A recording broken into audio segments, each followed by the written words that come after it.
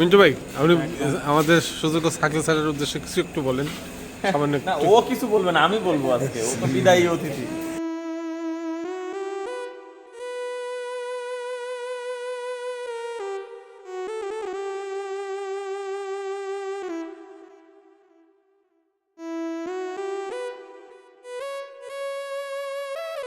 জি, ধন্যবাদ। এই যে আমাদের এখানে একজন চৌকস সাব ইন্সপেক্টর ইমাম হোসেন ভাই, আরেকজন চৌকস অফিসারকে আমরা এখানে হারাইতেছি।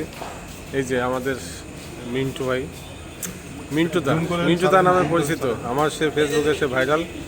আসলে তার যে সমস্ত তাকে নিয়ে যে সমস্ত কমেন্টসগুলো আমার ফেসবুকে পেয়েছি, সেই কমেন্টসগুলো সত্যি আসলে যে স্মরণীয় হয়ে থাকবে।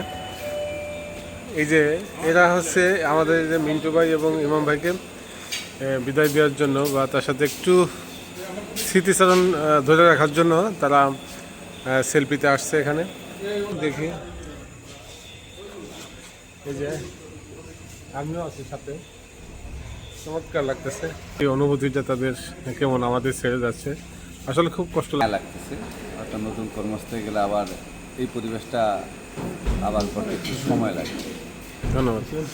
এই যে আমাদের মিন্টু ভাই, সেলিব্রিটি মায়া বড় কঠিন জিনিস। মায়ের বাদনে আমরা হাঁটতে থাকি।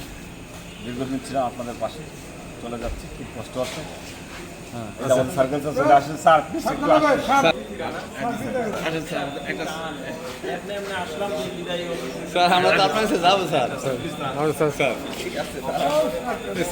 আসলে এই যে যে ভালোবাসাটা, এই যে আমাদের কালিয়াতের সুযোগ্য স্যার জনাব মোহাম্মদ ইমরান হোসেন স্যার আমাদের মাঝে চলে আসছে। আসলে এই বিদায় অনুষ্ঠানটা আমাদের বিদায় অনুষ্ঠান জানাচ্ছি, যেখানেই যান, যেভাবেই থাকেন, সব জায়গায় ভালো থাকার চেষ্টা করবেন। আর কাজটা হলো এমন একটা জিনিস যে আপনার কাজটুকু আপনি যদি বুঝতে পারেন যে আমারটুকু আমি কিভাবে শেষ করব, তাহলে কিন্তু খুব বেশি কাজ থাকে না।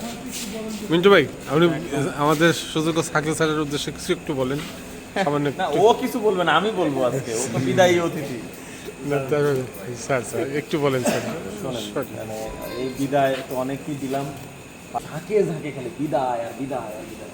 তো একসাথে এত বিদায় তো আর দেওয়া যায় না। তারপরে ওই যে দিন শেষে যেটা কথা, কালীঘাটি থানাতে দীর্ঘদিন ছিলেন, তাই না? আসেন, আপনাদের দুই বিদায়ী অতিথিকে পাইলাম, রাতের বেলা বাইরে হইলাম, তুই একটু ঘুরে ফিরে আসি। আপনি কখন কালীহাতি থানাতে ছিলেন? এই কালীহাতি থানাকে সেবা দিচ্ছেন, সাথে কালীহাতির জনগণকেও সেবা দিচ্ছেন। এখানে ছিলেন, এখানে আলো বাতাস মাটি সবকিছুর সাথে মিশে কাজ করছেন। সর্বোপরি বাংলাদেশ পুলিশকে চরমভাবে সেবা। গোপালগঞ্জ জেলা সবচেয়ে দামি জেলায় স্যার। আর মিরপুর মির্জাপুর থানা। তো মিরপুর আমাদের মাঝেই আছেন, এই অর্থে যে জেলা পুলিশ সব জায়গায় একই।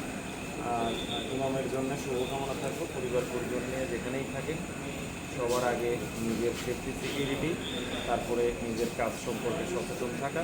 আল্লাহ তো পেলে ঠিক আছে, ঠিক আছে, কাজের স্থিতিতে